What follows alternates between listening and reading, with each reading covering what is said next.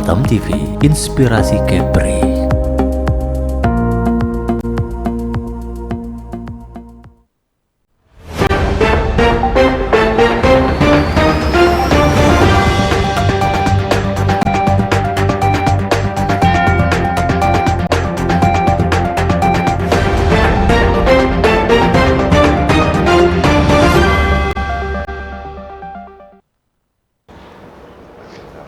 Pemirsa, rancangan peraturan daerah terkait penyelenggaraan penempatan tenaga kerja saat ini tengah digodok oleh DPRD Kota Batam. Pembahasan dilakukan bersama beberapa stakeholder, diantaranya pemerintah Kota Batam dan Ikatan Praktisi Sumber Daya Manusia Kepri. Dari bocoran yang diterima redaksi Batam TV, terdapat beberapa poin yang dibahas dalam pertemuan tersebut. Seberapa penting dan apa tantangan hingga perda ini dapat disahkan? Inilah catatan redaksi Dilema Ranperda Penempatan Tenaga Kerja.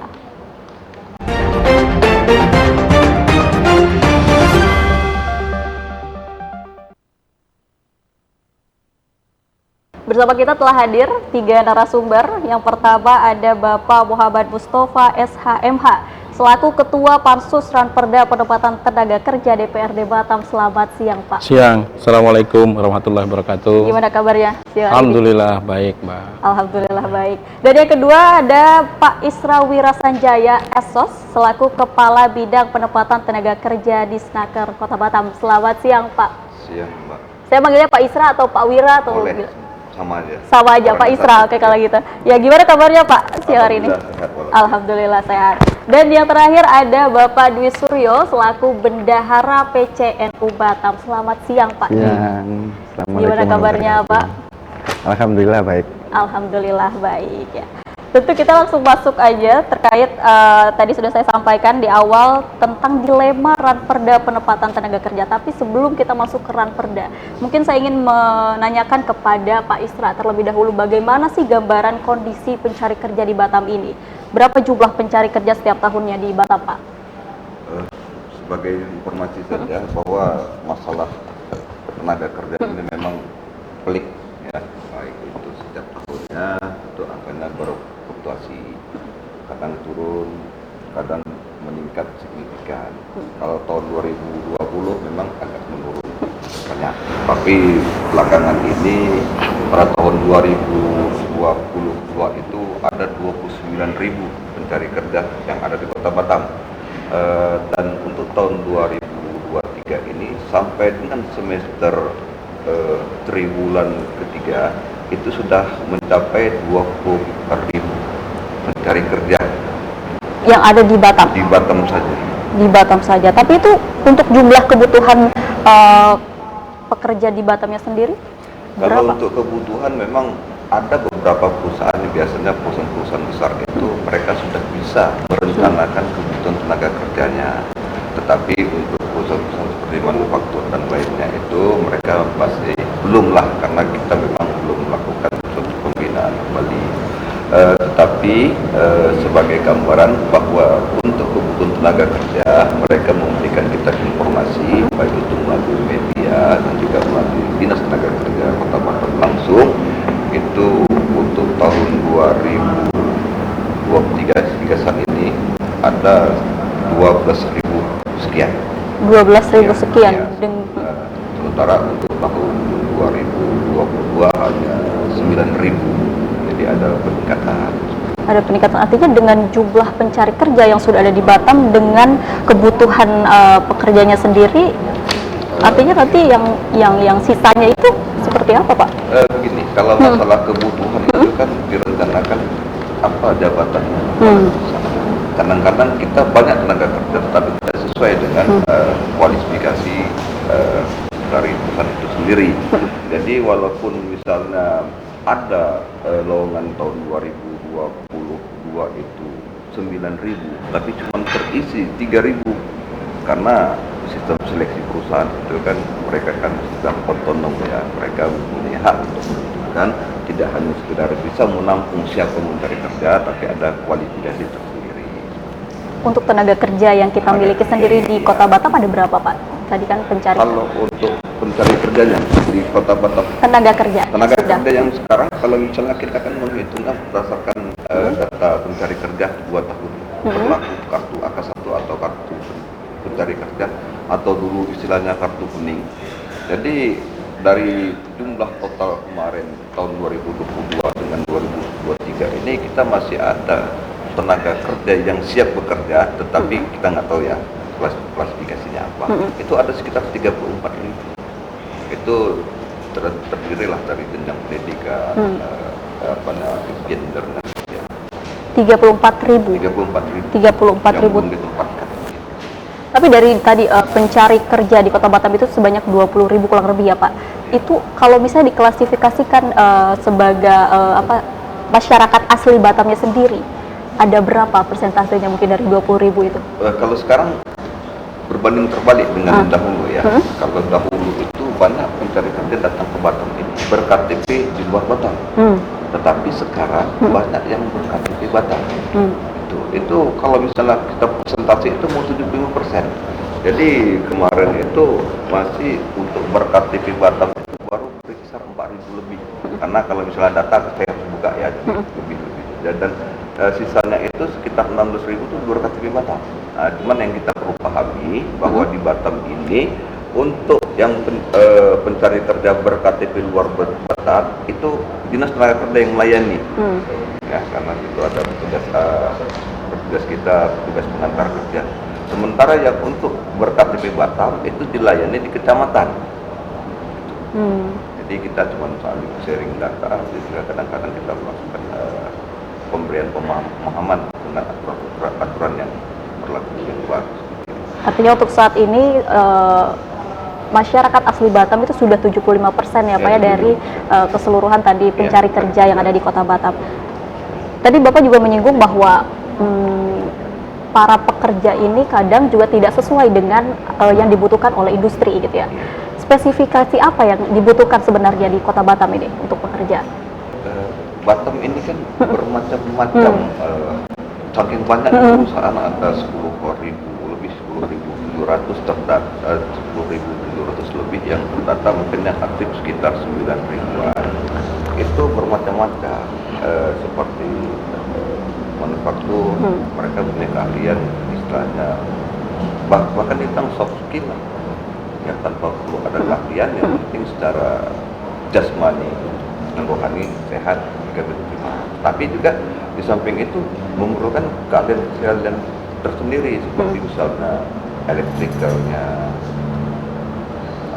dan juga sekarang yang lagi trennya ini pada sektor konstruksi di Batam, sebagaimana yang disampaikan ke kami bahwa perusahaan salah satu perusahaan di Kota Batam kesulitan untuk mencari tenaga kerja yang mereka butuhkan, contohnya welder sekarang kita sangat kekurangan.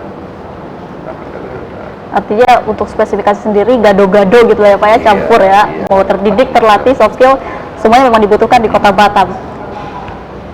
Tapi dari Disnaker sendiri ada program yang diberikan nggak Pak, seperti pelatihan mungkin, atau di tahun 2023 ini apa saja sih yang sudah diberikan terkait pelatihan? Kalau misal saya bidang pembinaan penempatan ya, bidang pembinaan penempatan itu yang masalah pencari kerja, kemudian informasi pasar kerja. Kami juga melakukan pembinaan kepada bursa kerja khusus yang dibentuk di SMK. Kemudian juga kami melayani perusahaan-perusahaan yang memerlukan tenaga kerja disabilitas. Kami juga melakukan pembinaan kepada lembaga penempatan untuk tenaga kerja asisten rumah tangga. Kemudian juga untuk pemenuhan kebutuhan AKL, antar kerja lokal dan antar kerja antar daerah. Jadi cukup ribet.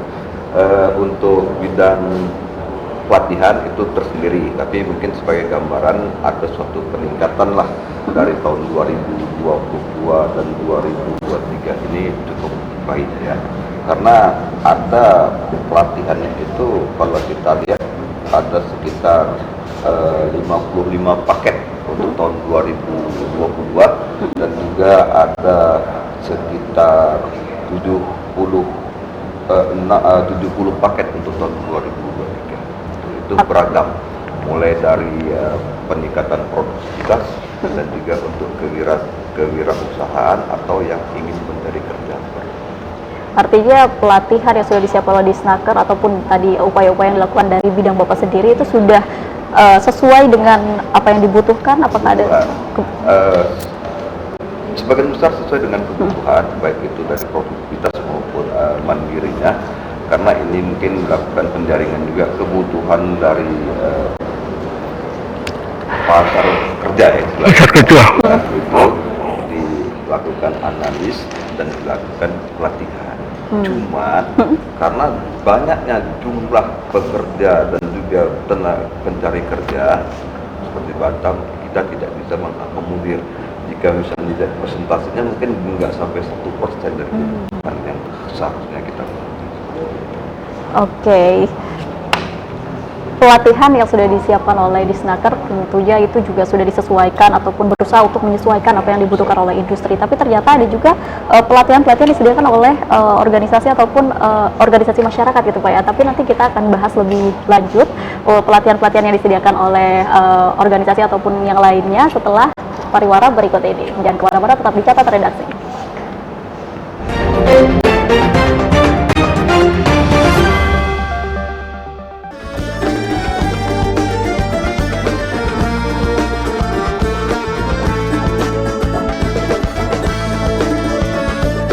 Travelers, saksikan Eksotis Kepri setiap hari pada pukul 3 sore, 8 malam, dan 9 malam waktu Indonesia bagian Barat di Batam TV.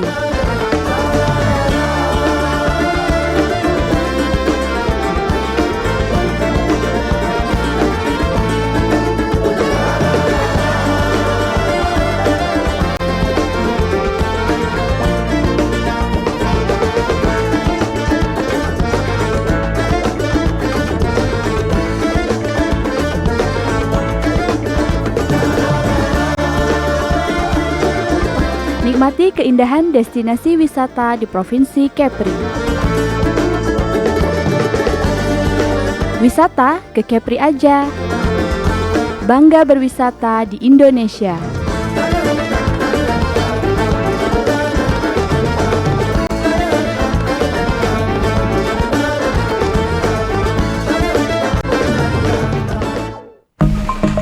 Batam TV, inspirasi Kepri.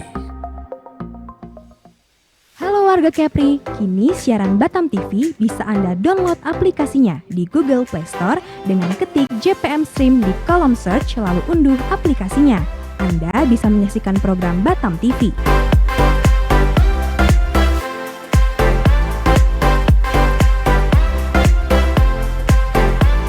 Jadi tunggu apa lagi? Semua informasi Kepri, kapan saja, di mana saja, ada di genggaman tangan Anda.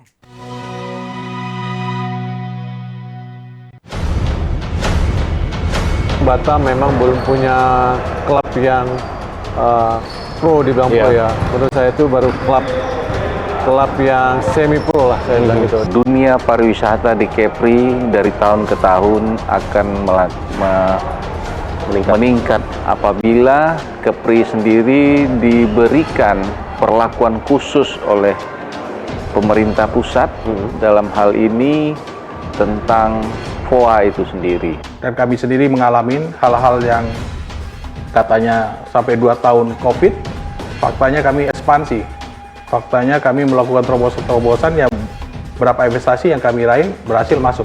Adanya MOU baru yang disepakati oleh pemerintah Indonesia dan pemerintah Malaysia tentang pekerja domestik, Pak. Sadar nggak kita bahwa kita direbutkan oleh Malaysia dan Singapura? Dan mereka dengan cara mereka menghalang-halangi terjadinya transit di Indonesia.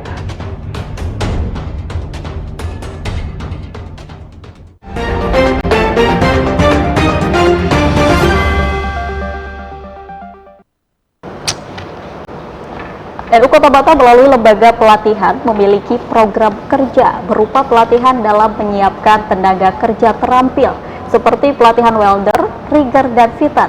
Untuk mengetahui lebih lanjut, kita saksikan catatan redaksi berikut ini.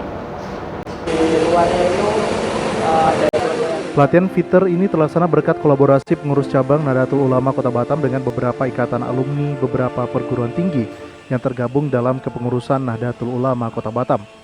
Mereka adalah Ikatan Alumni Institut Teknologi 10 November Surabaya, Ikatan Alumni Institut Teknologi Bandung, Ikatan Alumni Universitas Diponegoro, serta Politeknik Negeri Batam.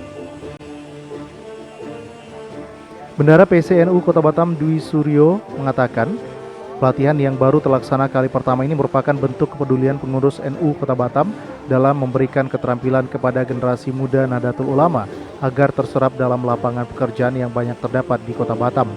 Selain mendapat keterampilan, pada pelatihan ini para peserta yang semuanya berasal dari Barisan Ansor Serbaguna atau Banser dan anggota Pencak Silat Pagar Nusa Nahdlatul Ulama juga akan mendapat sertifikat keterampilan.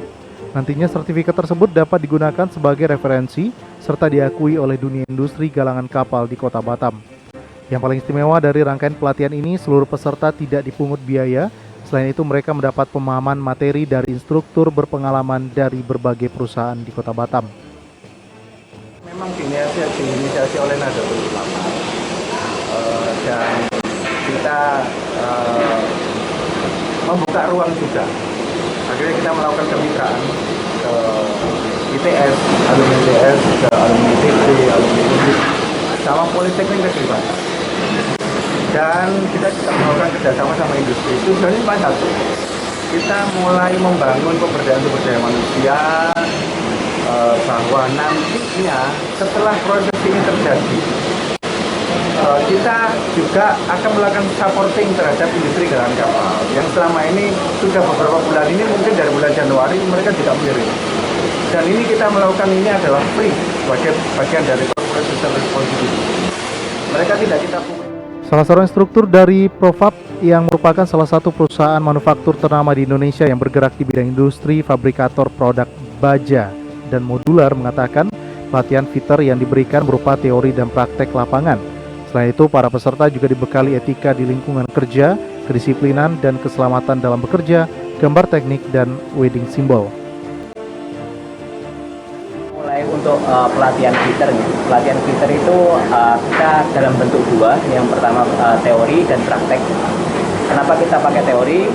Karena untuk memastikan nggak cuma pandai praktek aja, tapi kita harapkan ketika nanti terjun di dunia industri, dia juga dibekali, teman-teman peserta juga dibekali oleh keahlian-keahlian, terutama untuk dari etika kerja, kedisiplinan, keselamatan, ketiga, kemudian gambar teknik dan welding symbol. Jadi ketika terjun ke dunia industri langsung, dia bisa langsung mempraktikkan keahliannya dari membaca teori dan mengimplementasikan ke prakteknya langsung. Di sini kita melibatkan instruktur dari mana aja, Pak? Instrukturnya dari kebanyakan yang dari ada barusan dari KTU juga, habis itu dari NOV Profab, itu ada foreman fitter, foreman welder juga, pelaku industri, dari QC saya sendiri, dari teman-teman KTU ada QC-nya juga. Oh, berarti apa dari?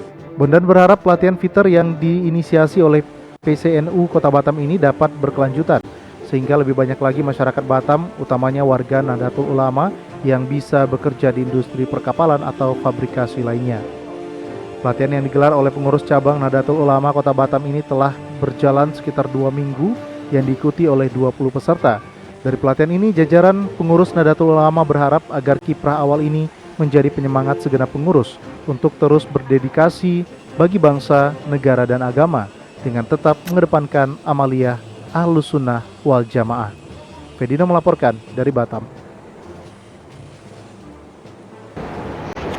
Saya langsung ke Pak Dwi. Pak Dwi, apa yang mendasari NU sehingga akhirnya mengadakan pelatihan seperti ini? Ya, sebenarnya kita sudah bercita-cita ya, karena NU di Kota Batam itu beda dengan di Jawa. Kalau Jawa mungkin lebih dominan ke arah petani dan dinamika masyarakat. Kalau di Batam ini hampir 75% di buruh. Jadi kita juga melihat persoalan pengangguran di Batam itu juga tidak sederhana. Kesulitan yang ada di industri itu juga tidak sederhana. Semuanya sama-sama seperti benang kusut. Kebetulan saya juga ada di wilayah usaha itu juga. Nah, ini kita coba ciptakan, coba kita create tentang pemberdayaan SDM yang berbasis vokasi. Karena kalau kita lihat, ternyata pelatihan itu aja tidak cukup. Kita sudah melakukan studi kelayakan, baik di industri, di teman-teman industri, kebetulan saya juga anggota dari asosiasi galangan. Kemudian kita lihat dari kemampuan instruktur, terus workshop, facility, dan lain sebagainya. Ternyata ada ketimpangan yang sini membutuhkan tapi sini menganggur. Lah ini kenapa kok yang satu tidak bisa menerima yang ini kita coba cari persoalannya. Ternyata titik persoalannya itu ada yang belum sesuai dengan standar kebutuhan proyek. Sehingga dari studi-studi kelayakan itu akhirnya kita coba berkumpul dari NU, mengundang, dan kita buat partner bersama dengan ITS, alumni ITS, ITB, Undip, juga Politeknik. Kita coba diskusikan bersama, kita bentuk framing sama. Ini apa yang melatar belakang ini? Ada ketimpangan, ketimpangan keadaan. Yang satu membutuhkan banyak, ini yang banyak tapi tidak terserap. Nah ini sebuah ketimpangan, dan kita lakukan sebuah penelitian bahwa ternyata salah satu di antaranya nih, orang kalau sudah bisa kursus itu belum tentu diterima. Itu belum tentu. Ada yang punya sertifikat tapi tidak bisa diterima. Ada yang tidak punya sertifikat tapi diterima. Dinamikanya gitu. Walaupun kita punya sertifikasi, mohon maaf saya karena di fabrikasi, saya mungkin agak fokus di fabrikasi. Walaupun sudah punya BNSP tetap dites, tidak bisa gagal keluar. Karena apa? Saya juga menyalahkan industri fabrikasi karena mereka juga dikejar target ya. Karena di situ ada penalti. Nah, itu kita diskusikan semua, kita undang beberapa industri. Persoalannya ini ada standar yang harus dipenuhi nih, gitu. Loh, bagaimana dengan BNSP? Masih kurang. Masih kurang, bukan tidak bisa, bukan BNSP itu gagal, fail, enggak, itu sudah benar, tetapi masih dibutuhkan lagi satu mekanisme yang baru lagi, itu gitu, karena setiap proyek membutuhkan yang namanya kelas yang berbeda. Kalau kita mengajari anak itu fitter atau welder, maka sesuai kebutuhan perusahaan itu menginginkan kelasnya BKI, kita panggil BKI, standarmu seperti apa. Jadi tidak bisa lagi kita ngomong sederhana, ini dites bisa, tidak bisa, itu tidak sederhana ternyata. Nah, kita kumpulkan, kita create, galan kapal kita undang, kita minta spek, kita buat MOU, kalau ini jadi, apa yang akan terjadi? Oke, kita akan rekomendasikan untuk masuk. Tapi harus kita lihat dulu sesuai standar kita enggak. Karena setiap proyek itu memiliki standar yang berbeda. Tidak bisa disamakan semua memang. Itu seperti itu. Kita create itu dengan model konstruksi, struktural, fabrikasi seperti ini, dari pokoknya seluruh kegiatan steelwork di fabrikasi, kita petakan semua, kita latih mereka sesuai kebutuhan sektor galan kapal di bidang proyek ini. Karena fabrikasi ada banyak. Tidak sesederhana yang kita kira ya, bahwa fabrikasi itu cukup ngelas. Nah, kalau orang ngelas di ngelas pagar aja bisa, tapi ngelas itu tidak cukup, ngelas pagar tralis tidak bisa, itu berbeda, ada mekanisme khusus, dan setiap proyek membutuhkan kelas yang berbeda-beda, ada yang RINA, ada yang BKI, ada yang ABS dan lain sebagainya, itu banyak, dan mereka akan menyesuaikan quality dari hasil kerja itu sesuai dengan kelas tersebut. Tidak sederhana, memang tidak sederhana. McDermott disamakan dengan semuanya belum tentu sama. Saipem disamakan dengan McDermott belum tentu sama. Itu sangat berbeda, variannya sangat banyak.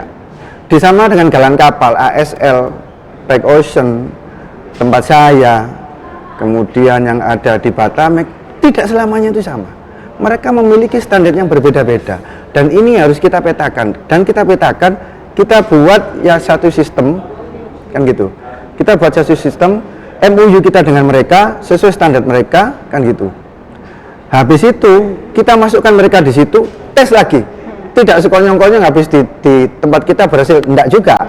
Kita tes lagi dan kita kawal. Setelah kita didik selama kurang lebih 2 minggu, dari jam 8 sampai jam 11. Tentunya ini yang mengadakan LPNU ya. LPNU itu Lembaga Perekonomian Nahdlatul Ulama di bawah PCNU. Kerjasama dengan alumni ITS, ITB, Undip itu sama Politeknik dan difasilitasi sama Politeknik. Kemudian kita tes. Ada pengalaman yang menarik tuh di situ. Kita sudah kerjasama sama perusahaan galang kapal gitu. Mereka sudah tahu, datang kita, oh bagus gitu.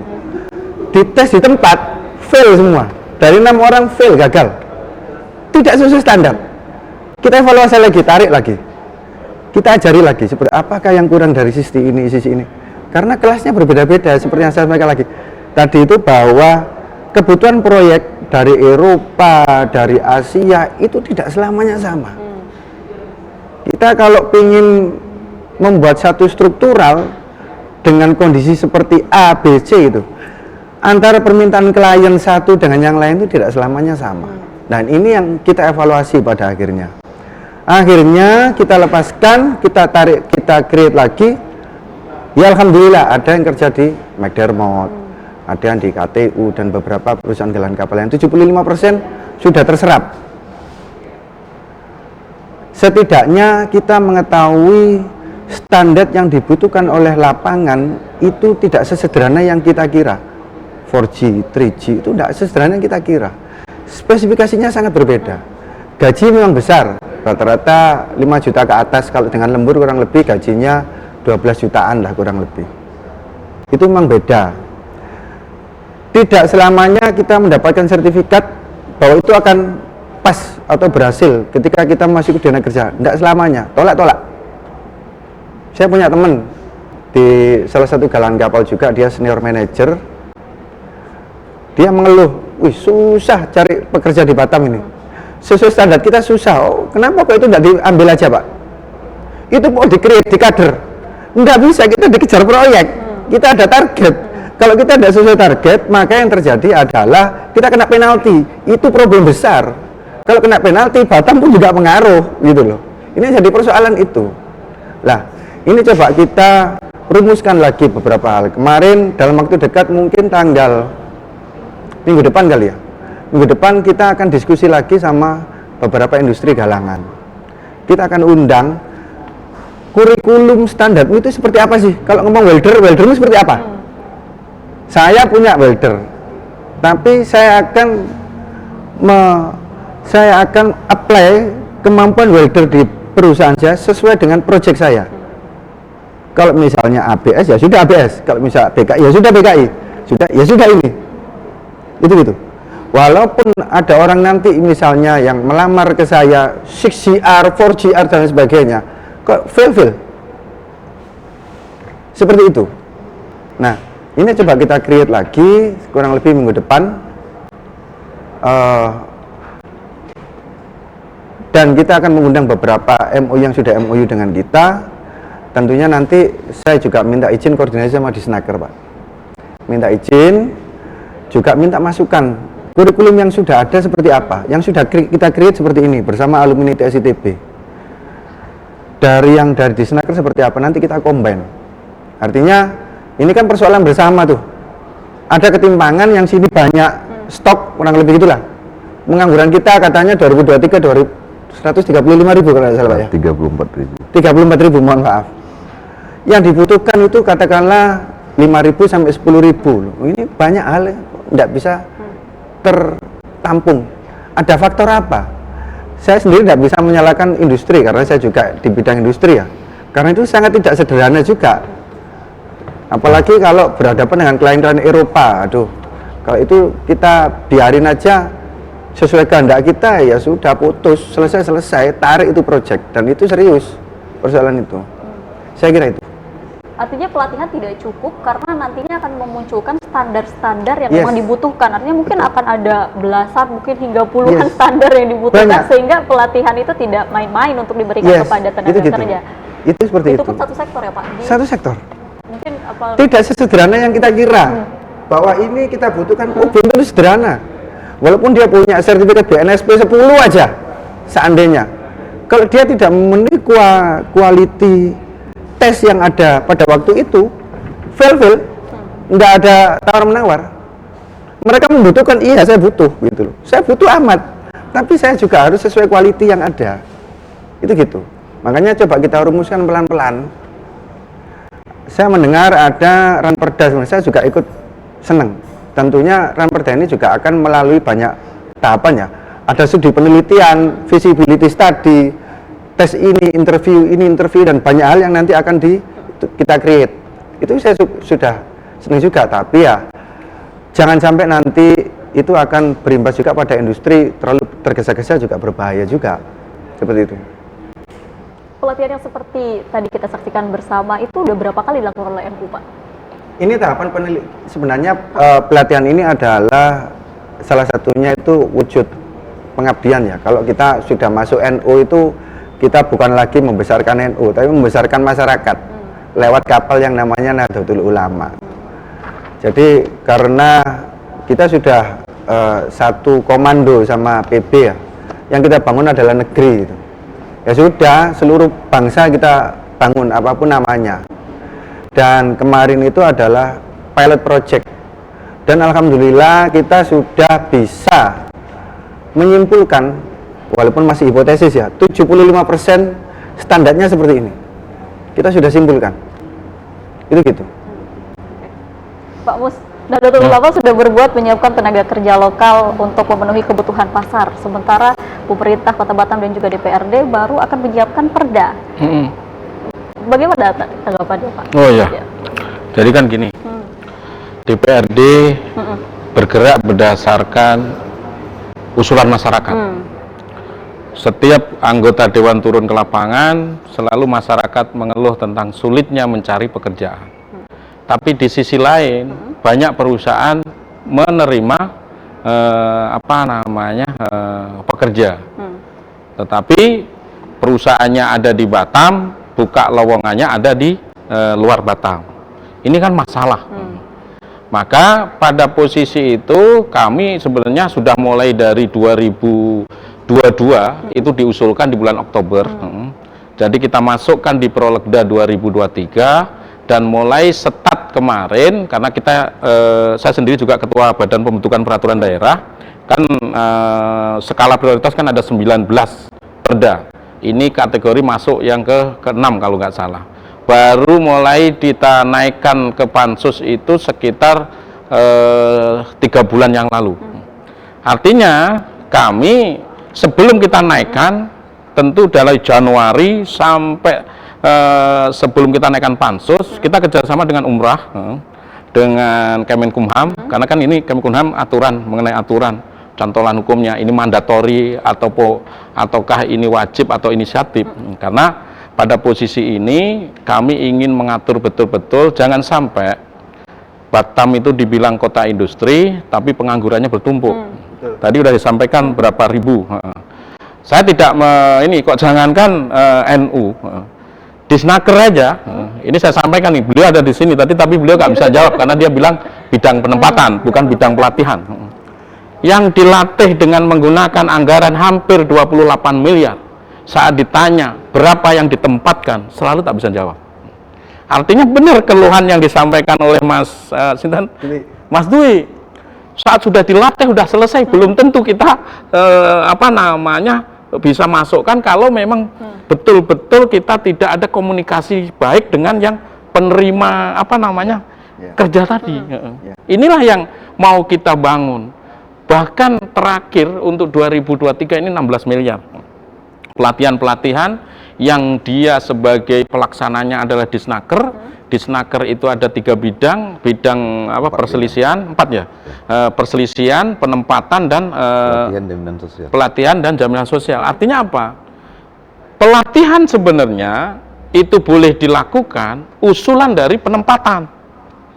Jadi penempatan ini kan selalu komunikasi dengan seluruh perusahaan, apalagi nanti ada perintah PP nomor 75 bahwa setiap perusahaan wajib melaporkan kebutuhan pekerjanya yang baru turun PP 75. Makanya pas 57 Pak. 57 atau 75? Oh kebalik. 57. Nah, jadi pada posisi ini perda ini alhamdulillah punya cantolan hukum lagi, konsideran hukum lagi bahwa nanti dengan kondisi perusahaan itu melaporkan tentang berapa kebutuhan apa aja pekerjaan, maka penempatan itu sudah punya datanya, penempatan akan komunikasi dengan bidang pelatihan, kami membutuhkan ini, kira-kira seperti apa. Dan yang paling concern hari ini satu, beberapa asosiasi pengusaha galangan kapal sudah ketemu kami. Ini kami coba ingin masukkan dalam perda itu. Salah satu yang dia mauin adalah, boleh nggak kami melakukan pelatihan dibiayai perusahaan APBD. Tapi kami jamin 100% yang saya latih itu saya terima. Artinya apa? Mereka ingin mencoba melatih sesuai standar mereka. Lah sedangkan kalau kita menggunakan uang APBD untuk pelatihan ini, mereka mengisyaratkan adalah bentuknya LPK. Lah ini bisa juga sebenarnya perusahaan itu bekerja sama dengan LPK salah satu tertentu, dan ini mengajukan untuk nanti kegiatan-kegiatan yang menggunakan APBD itu mereka yang melaksanakan. Tapi pada prinsipnya Ramperda penempatan tenaga kerja ini mengakomodir seluruh usulan masyarakat, dari mulai soft skill sampai yang punya skill. Contoh, di ini ada 3 klaster isinya. Klaster pertama tentang syarat prasyarat untuk mendapatkan pekerjaan. Makin ke sini, perusahaan-perusahaan bikin syarat prasyarat itu di luar normatif. Contoh, dia harus punya keluarga yang di dalam. Karena ini kan hal yang nggak boleh. Karena namanya lowongan kerjaan itu untuk semuanya. Itu makin dengan vulgar menyampaikan di publik, di inilah, ini harus kita atur. Setelah itu dia sampaikan, sebenarnya ini secara kami sudah ke Kementerian juga Tenaga Kerja, contoh berpenampilan menarik ini nggak boleh dicantumkan. Terus rasis nggak boleh ya? Iya, pokoknya itu artinya kami sebenarnya regulasi yang mau kita buat. Terus ketiga, usia. Usia ini kalau langsung dipatok umur 19 sampai 21 atau 22, yang 23 ke sana mau kemana? Lah ini makanya yang normatif aja dalam memberikan publikasi ke masyarakat tentang lowongan kerja itu, di dalam interview lah nanti yang interview yang akan menyampaikan ini cocok atau enggak. Itu yang pertama, yang klaster pertama tentang syarat prasyarat kerja.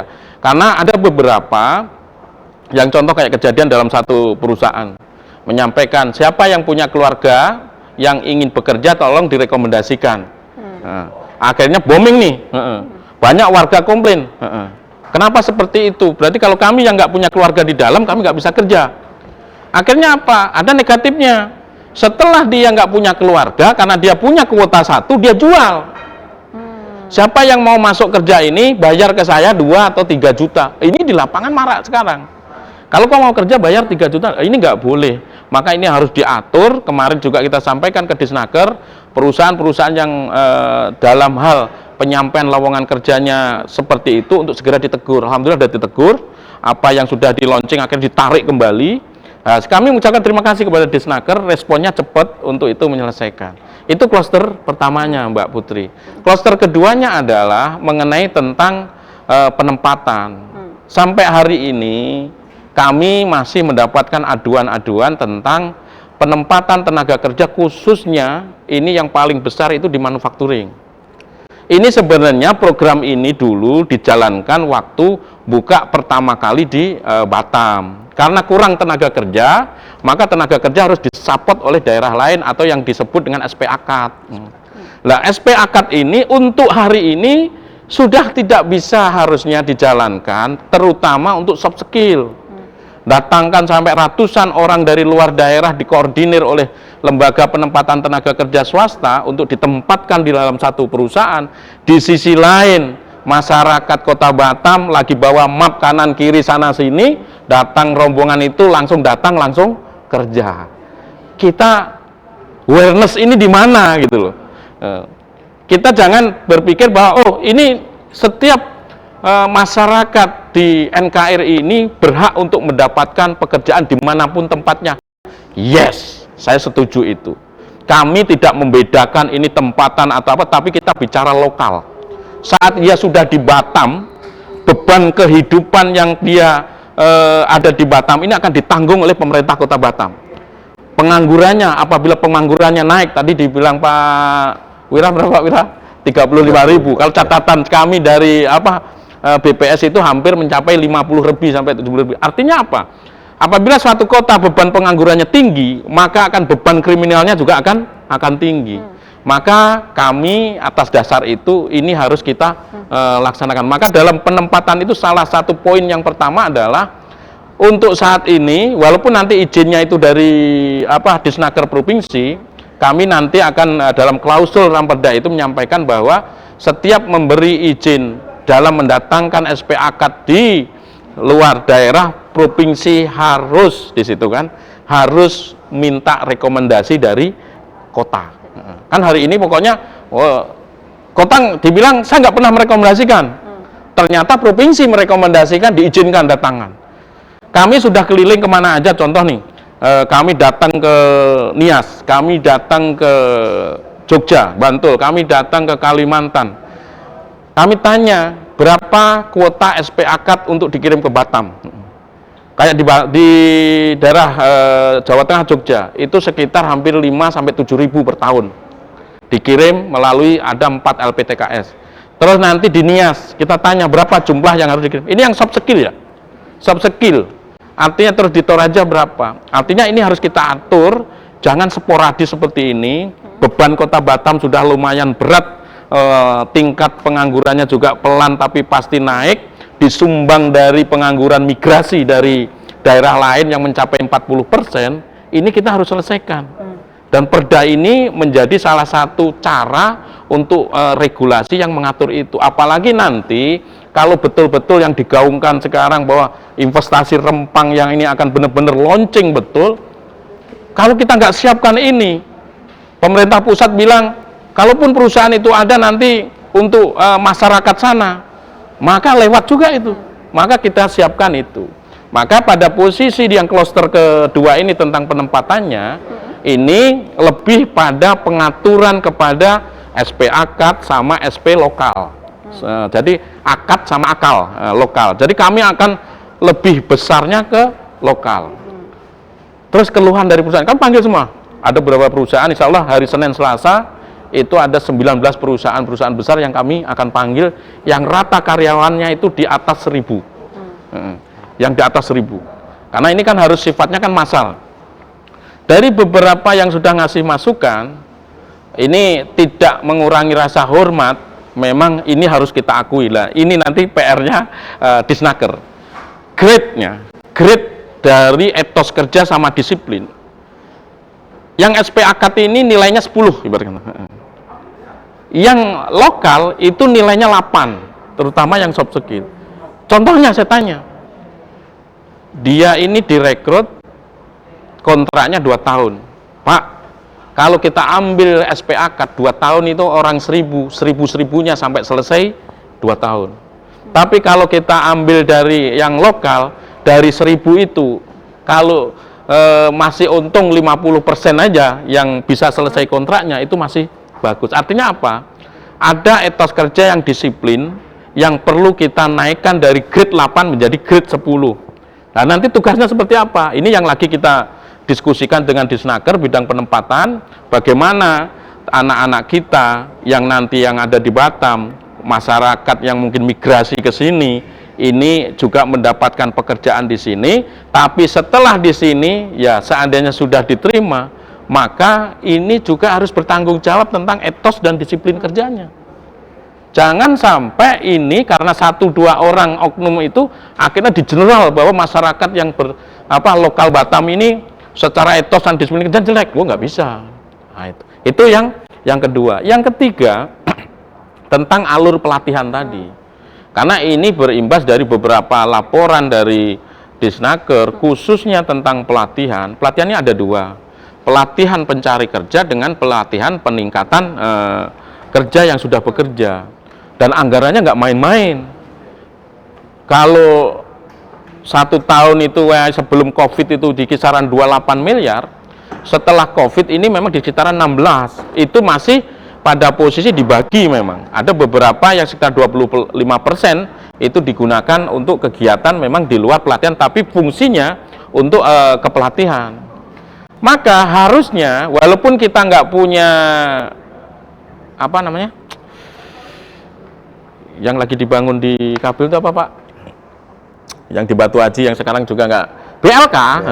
Walaupun kita nggak punya BLK, tapi kita punya uang yang bisa bekerja sama dengan LPK yang nantinya setelah dilatih itu supaya mudah mendapatkan pekerjaan. Sampai hari ini pertanggungjawaban itu hanya pada tataran pelatihannya itu selesai tuntas, tapi saat bicara target penempatannya ini nggak ketemu barangnya. Nah, ini menjadi PR kita. Uang sudah ada, pelatihannya sudah jalan, tapi saat bicara tentang berapa persen yang sudah ditempatkan, berapa capaian penempatan, ini yang masih miss. Maka di klaster ketiga ini kita coba memasukkan, walaupun kemarin akhirnya contoh perusahaan bisa melakukan pengajuan pelatihan melalui LPTKS sehingga saat dilatih 100% bisa diterima di perusahaan itu. Tapi di beberapa aturan ternyata karena ini menggunakan anggaran APBD melalui dana IMTA, ini tidak bisa. Harus bentuknya LPK semua dan sertifikasinya harus BNSP. Nah, ini kan problem ini. Banyak sekarang AK3 ada yang sekarang sudah dilatih, kita tanya bekerja nggak? Enggak. Gimana coba bayangin? Terus ini yang salah ini pelatihannya atau memang waktu itu setelah lowongannya nggak ada? Ternyata contoh gini, mungkin Mas Dwi kan yang ahlinya. Hari ini ngelatih ahli K3. Ternyata ahli K3 ini udah nggak dipakai, udah naik grade-nya ke apa namanya? Nipos. Iya. Ini kan problem, maka ini harus kerjasama dengan perusahaan. Karena LPK ini ternyata juga, mohon maaf, ada LPK yang hanya sekedar melatih, tapi saat diminta untuk kerjasama dengan perusahaan mana? Kadang nggak kerjasama. Harusnya kan dia kerjasama dengan perusahaan untuk setelah dilatih dia tempatkan untuk membantu pemerintah karena pakai anggaran APBD. Saya rasa itulah 3 klaster itu yang menjadi inisiatif dari DPRD. Memang perda ini inisiatif dari DPRD dan pengusulnya memang saya sendiri. Waktu itu pengusulnya saya sendiri karena respon dari teman-teman masyarakat itu banyak yang karena ketidakmampuan akhirnya nggak meneruskan kuliah, dia pengen bekerja, sampai hari ini juga nggak mendapatkan pekerjaan. Saya rasa itu Mbak Putri. Mungkin sudah terbayang ya tadi poin-poin dan juga klaster mungkin ya. Sudah, insya Allah. Terkait transfer tadi. Ya. Ya tadi Pak Isu langsung lihat-lihat tadi ketika Bapak bilang ini jadi tanggung jawab di Snaker nantinya gitu, ada salah satu. Iya, karena nanti ada di Snaker punya ruang untuk penambahan anggaran di sana khusus nanti bidang penempatan itu menggerakkan SDM-nya untuk datang ke perusahaan-perusahaan memfasilitasi bagaimana perusahaan ini butuh apa, ABC. Kan sesuai perintah PP no 57 bukan 75 kan? 57. Artinya dia harus turun tanya butuh apa aja lah. Setelah butuh kita ini punya uang untuk melatih. Oh, kalau kita belum punya BLK berarti kita panggil LPK mana yang bisa. Pelatihan jangan hanya sekedar selesai tapi punya tanggung jawab untuk menempatkan gitu loh. Oke. Tadi disinggung juga terkait masyarakat lokal. Iya, Nanti betul. kita akan bahas lagi tentunya setelah jeda pariwara berikut ini, tetap di catatan redaksi.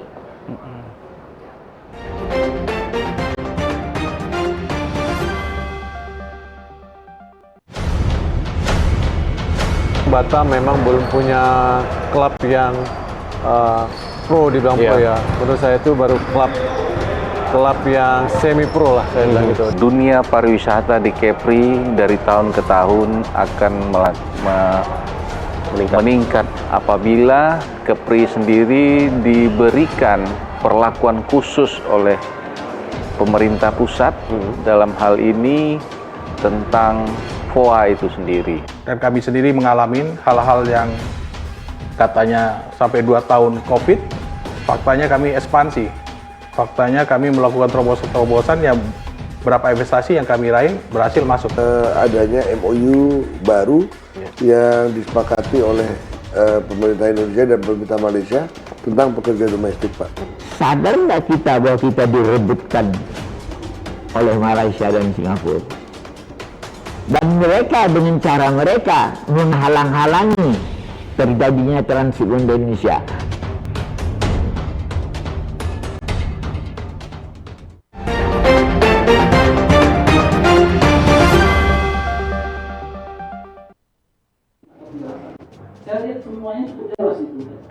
Rencana pembuatan aturan ini dilakukan setelah DPRD Kota Batam mengetahui ada beberapa perusahaan yang sengaja merekrut tenaga kerja dari luar daerah. Kondisi ini membuat pencari kerja lokal kesulitan untuk mendapat pekerjaan. Selain itu, dalam Ranperda penempatan tenaga kerja ini terdapat beberapa poin yang akan diperdakan. Di antaranya terkait syarat prasyarat kerja, pelatihan dan penempatan tenaga kerja, dan terkait surat persetujuan penempatan dalam rangka penempatan tenaga kerja akan menerima sebagai pekerjanya. Contoh tadi dibahas tentang kenapa ada lowongan kerja harus ada bunyinya, harus punya orang dalam, harus rekomendasi orang dalam. Kedua, kenapa juga membahas masalah tinggi badan, pendek. Terus ketiga, kenapa harus pakai umur. Karena bagaimana kalau umurnya 20 sampai 24, berarti yang 24 ke sana dia nggak boleh kerja dong, kan gitu. Maka tadi disampaikan dari PSM, praktisi PSM menyatakan bahwa kami selalu mensosialisasikan cenderung pada posisi kita tidak mensyaratkan itu. Artinya mereka sepakat dengan apa yang mau kita susun, bahwa tidak boleh mencantumkan apa namanya, salah satu adalah harus ada rekomendasi atau employer elektoral namanya kan. Kedua, tidak boleh mencantumkan fisik yang dimaksud harus tingginya sekian ini sekian sama umur. Jadi yang disampaikan ke publik adalah yang normatif aja supaya tidak ada polemik yang ada. Politisi PKS ini juga menyebut dalam perda ini nantinya akan mengatur terkait penempatan pencari kerja lokal. Dalam definisinya adalah masyarakat yang bermukim di Kota Batam untuk diprioritaskan dalam mendapat pekerjaan. Dengan demikian angka pengangguran di Batam dapat berkurang. Perda ini juga diatur tentang muatan lokal. Muatan lokalnya adalah tadi memprioritaskan masyarakat Kota Batam. Ya, masyarakat Kota Batam siapa? Yang bermukim di Batam. Tidak boleh ada satu perusahaan mendatangkan orang. Nah, walaupun secara aturan itu diizinkan, tapi dia harus ada rekomendasi daerah kan. Tidak boleh. Pengangguran terbuka kita makin lama makin banyak. Gitu. Makanya pada posisi hari ini di Ranperda itu kita atur tentang untuk lowongan-lowongan kerja itu harus diprioritaskan kepada masyarakat yang ada di Kota Batam. Kita tidak bicara tempatan dulu, kan masyarakat yang ada di Kota Batam. Salah satu nanti siapa yang ngontrol itu adalah di bidang penempatan. Nah, ini harus ada komunikasi baik antara tadi HRD semuanya dengan pemerintah kota. Jika Ranperda ini disahkan menjadi perda, DPRD berharap agar Dinas Tenaga Kerja Kota Batam dan perusahaan di Kota Batam bisa mematuhi aturan tersebut. Demikian Putri Yulianti Amini melaporkan dari Batam. Adanya klausul mendahulukan masyarakat lokal, sementara kemampuan kita menyiapkan tenaga kerja sangat terbatas. Bagaimana Pak? Iya, namanya perda itu harus ada muatan lokalnya. Jadi perda ini kan turunan dari PP semuanya. Maka yang belum diatur di PP itu diatur di perda ini. Perda ini juga harus ada konten lokalnya. Konten lokalnya salah satu ya tadi mengutamakan masyarakat lokal Batam dulu sebelum mengambil dari tempat lain. Jadi artinya ini bukan, ada kan ketakutan perusahaan kemarin nanyakan perda ini tidak apakah memaksa atau tidak. Yang namanya perda pasti dia mengatur, ada daya aturnya.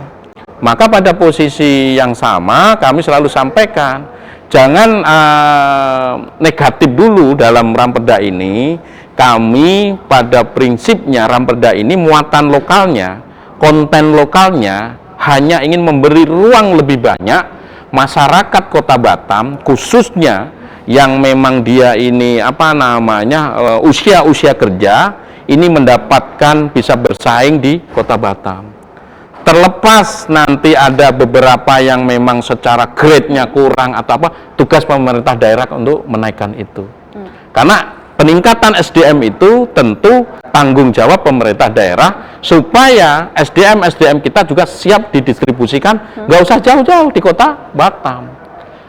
Orang lain aja, tempat lain bisa menempatkan masyarakatnya di kota Batam, masa sih kita tidak bisa mengambil kesempatan lebih banyak untuk masyarakat kita lebih banyak ditempatkan di kota Batam ini untuk bekerja. Saya rasa itu, Mbak. Dan saya tambahin, ini kemarin juga ada masukan dari Kementerian Tenaga Kerja untuk kami juga mengatur tentang penempatan tenaga kerja rumah tangga dijadikan satu. Jangan sampai hanya berbicara pada penempatan tenaga kerja formal.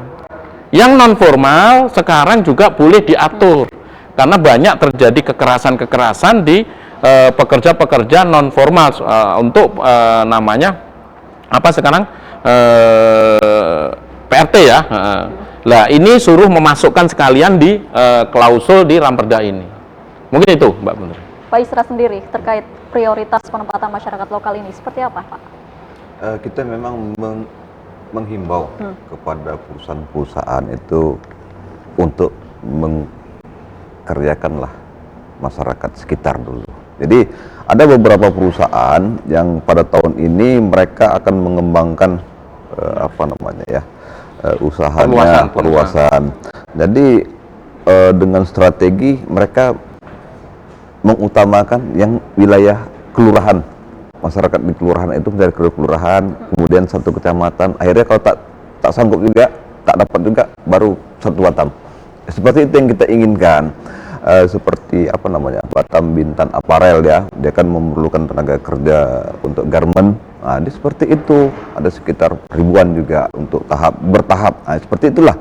Jadi ada perencanaan kebutuhan tenaga kerja seperti Batam Aerotech juga mereka melakukan perencanaan kebutuhan tenaga kerja. Kan kita menginginkan seperti itu. Dalam satu tahun itu berapa sih kebutuhan tenaga kerja sehingga kami pemerintah Kota Batam walaupun tidak maksimal bisa menyiapkan, tapi lebih baiknya, lebih eloknya nanti ada suatu keterikatan lah istilahnya kita sebagai warga Kota Batam dilatih, diberikan sertifikat, dapat bekerja di Batam, tak taunya 3-6 bulan keluar dia cari keluar ke Batam. Itu yang harus kita jaga. Jadi jangan sampai udah pinter, udah dapat fasilitasi langsung mau cari kerja di luar. Mungkin ada batas-batasan itu nanti. Contoh dari kebutuhan welder saat ini ya, dibutuhkan welder ke Korea 2000 tahun ini ya Pak ya, 2000. Sementara untuk tenaga kerja welder di Batam, perusahaan Batam itu membutuhkan juga. Pada minggat semua. Gaji besar Korea. Iya kan seperti itu. Jadi ada suatu keterikatan lah seperti itu. Misalnya sudah dilatih segala macam, mereka tidak boleh keluar berapa tahun seperti itu. Iya kan? Ya secara moral gimana sih? Saya perusahaan dilatih, saya sudah dapat, saya sudah ahli, saya cari kerja di luar aja lah karena gajinya besar ya. Setelah dilatih, yang melatih perusahaan dia harus di appointment atau namanya 2 tahun. Kalau perusahaan Pak, mungkin seperti itu. Kalau perusahaan kan untuk mengupgrade skill dapat pekerjaan mungkin ada 2 tahun. Lu harus inilah dibilangkan harus ngabdi dulu kan setelah 2 tahun sekian. Karena memang rata-rata proyek-proyek di Batam kan 2 tahun seperti itu ya.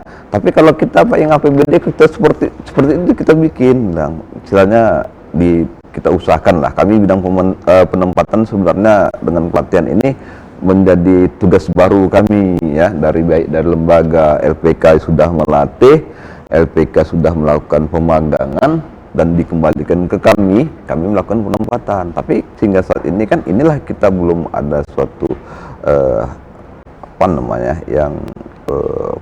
yang baik lah, perencanaan yang baik, perusahaan mana yang dilakukan upgrade skill, dan mereka ini sebenarnya harus juga perusahaan ini wajib menerima yang kita latih ini ya kan seperti itu. Misal perusahaan A melakukan peningkatan produktivitasnya 1, jadi kita bisikkan aja lah itu pakai surat atau nanti terima 2 ya dengan kapasitas welder yang sesuai dengan kebutuhan mereka. Mungkin seperti itu, mungkin adalah suatu perjanjian seperti apa. Karena kan karyawan melakukan pelatihan itu kan harus dapat izin perusahaan. Kan sekian hari kan nggak mungkin udah digaji, dilatih seperti itu. Yang seperti mungkin nanti ada perda ini jadi mungkin lebih baik Kota Batam, mungkin seperti itu. Oke, mungkin saya ingin memperlihatkan salah satu tanggapan terkait ini prioritas penempatan masyarakat lokal ini sendiri yang masuk ke dalam pembahasan Ranperda, yaitu tanggapan dari Ketua Apindo Batam, Bapak Raffi Rashid.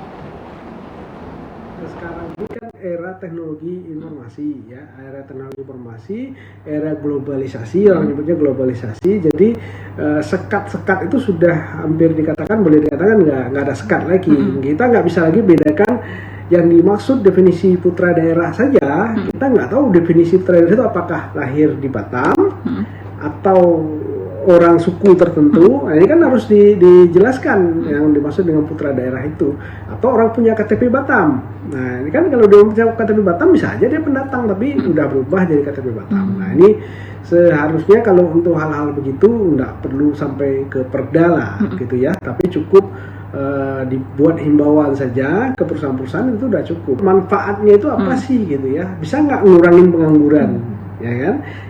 Bisa nggak mengurangi pengangguran untuk putra daerah misalkan? Itu harus jelas anunya ya, alurnya. Nah, dalam naskah akademiknya harusnya jelas itu ya. Sebelum disahkan jadi perda itu harus jelas. Mungkin sekali lagi bisa diputarkan, tadi kurang jelas, sekali lagi diputarkan dengan volume yang sedikit kencang. Sekarang ini kan era teknologi informasi, ya, era teknologi informasi, era globalisasi, orang nyebutnya globalisasi. Jadi sekat-sekat itu sudah hampir dikatakan, boleh dikatakan nggak ada sekat lagi. Kita nggak bisa lagi bedakan yang dimaksud definisi putra daerah saja. Kita nggak tahu definisi putra daerah itu apakah lahir di Batam atau orang suku tertentu. Nah, ini kan harus dijelaskan yang dimaksud dengan putra daerah itu, atau orang punya KTP Batam. Nah, ini kan kalau dia punya KTP Batam bisa aja dia pendatang tapi udah berubah jadi KTP Batam. Nah, ini seharusnya kalau untuk hal-hal begitu nggak perlu sampai ke perda lah gitu ya, tapi cukup dibuat himbauan saja ke perusahaan-perusahaan itu udah cukup. Manfaatnya itu apa sih gitu ya? Bisa nggak ngurangin pengangguran, ya kan? Bisa nggak mengurangi pengangguran untuk putra daerah misalkan? Itu harus jelas anunya ya, alurnya. Nah, dalam naskah akademiknya harusnya jelas itu ya. Sebelum disahkan jadi perda itu harus jelas. Sekarang ini kan ya, mungkin sebelum saya ke Pak Dwi nih sebagai pengusaha, saya ingin ke Pak Mustafa dulu. Pak, mungkin tanggapan terkait video tadi, mungkin apa yang perlu kita sepakati dulu definisi dari masyarakat lokal ini tuh? Apakah sama jadi, dengan yang di kami sudah lakukan diskusi panjang dengan teman-teman umrah juga, bahwa tak ada di Ranperda ini bicara tentang putra daerah, masyarakat tempatan, tidak ada.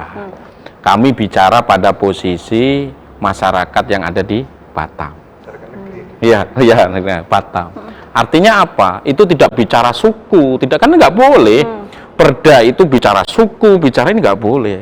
Itu belum sampai selesai aja waktu kita konsultasi langsung di-reject sama Kemenkumham. Artinya secara norma-norma hukum kami juga sudah lalui itu, maka mana yang digaris merahin oleh Kemenkumham, oh ini tidak bisa, oh ini tidak bisa, kata-kata ini tidak bisa, kami ikutin. Salah satu ya mengenai bahwa harus penduduk lokal atau penduduk tempatan. Ini hanya 3 kata aja, kemarin kami bahas sampai 2 jam. Terus ada yang berbicara, kalau kita tidak masukkan itu, apa fungsinya ini, kata dia kan? Kalau kita tidak secara implisit menyebutkan adalah masyarakat tempatan. Karena kami kemarin waktu itu memang untuk yang agak ini nanti hal yang bisa menabrak aturan lebih tinggi, ini kita hindari. Maka di situ selalu bicaranya adalah konten lokalnya apa? Masyarakat lokal. Makanya ada istilah kalau akad itu kontrak kerja antar daerah, kalau akal itu kontrak kerja lokal. Itulah. Oke. Ya. Ya, tapi Pak, mungkin sedikit ini kita juga sudah berada di penghujung acara. Sedikit dari Pak Dwi, apakah nanti dengan prioritas masyarakat lokal ini akan menjadi membatasi skat tadi yang disampaikan oleh ini? Apa seperti itu? Mungkin singkat. Jadi gini, Saya jujur sebenarnya belum memahami isi dari Ranperda tersebut. Ya memang ya, sampai hari ini saya belum dapat ya. Saya pun akan berbicara sebagai kepentingan pribadi juga kepentingan masyarakat, yaitu Nahdliyin NU. Saya sangat berharap pertama Ranperda tersebut tidak boleh memunculkan unsur rasisme, itu pasti tidak boleh, atau ego-ego sektoral atas nama agama, ras, itu kita sudah final ngomong tentang itu. Terus yang ketiga, saya juga belum memahami apakah Ranperda ini sama seperti yang pernah saya temui di Kalimantan Utara, di Bulungan atau mana itu, yang mana di antara isinya itu setiap perusahaan diutamakan. Kalimat diutamakan ini jangan sampai nanti multitafsir itu berubah menjadi definisi diwajibkan. Terus kalaupun nanti seandainya dibutuhkan tenaga kerja dari luar atau antar daerah, itu apakah membutuhkan satu birokrasi lagi yang lebih lama atau enggak? Karena titik persoalannya itu adalah, kalau dari teman-teman pengusaha sih saya yakin mereka senang kalau yang dari lokal ya, karena jangankan di karyawan, di subkontraktor aja kalau dia enggak berada di tempat Batam atau daerah situ mereka enggak bisa, agak susah karena komunikasi dan administratif. Cuma jangan sampai nanti itu justru mempersulit posisi ketika ada proyek masuk dan kondisi Batam belum bisa memenuhi unsur itu pada akhirnya kita harus mengajukan persetujuan lagi, harus berhadapan dengan orang lagi, maka kita hindari yang namanya unsur-unsur koruptif gitu loh. Jangan sampai nanti pertemuan meminta harapan ini justru nanti berpotensi terhadap hal-hal yang korup. Terus yang kedua, ya intinya jangan sampai satu proyek itu justru mati karena persoalan yang terlalu teknis. Yang penting semuanya kerja. Tetapi sangat benar, seandainya itu diutamakan masyarakat Batam, diutamakan dalam tanda kutip, itu saya pikir yang harus dilakukan adalah seperti yang disampaikan Pak Mustafa tadi, harus ada pendekatan yang lebih intensif terhadap perusahaan tersebut. Karena saya yakin perusahaan itu pasti mau dengan penduduk lokal di daerah Batam maksudnya ya, yang memiliki KTP Batam, saya yakin mereka mau.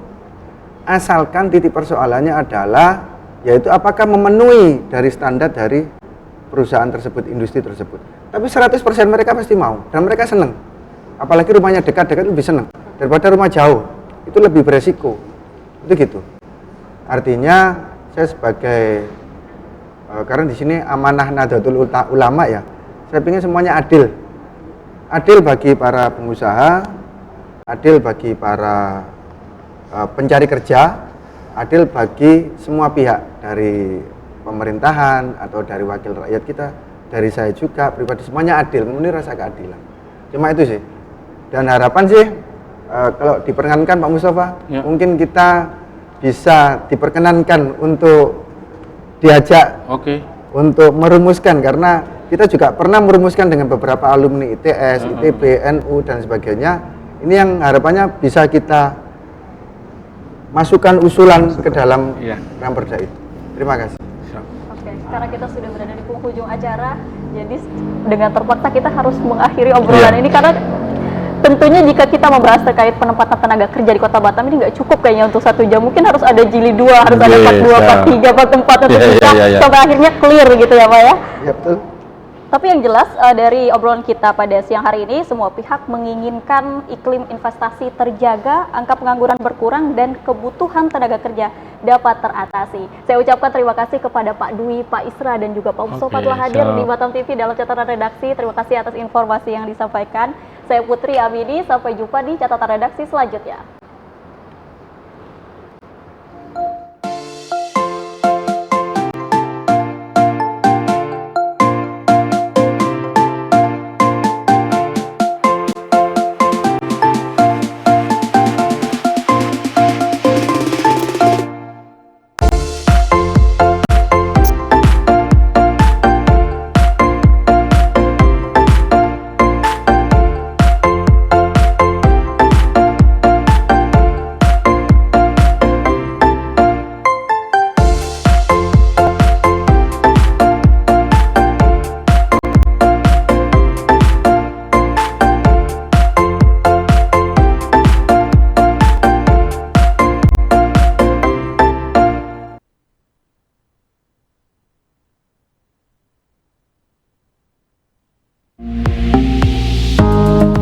Batam TV, inspirasi Kepri.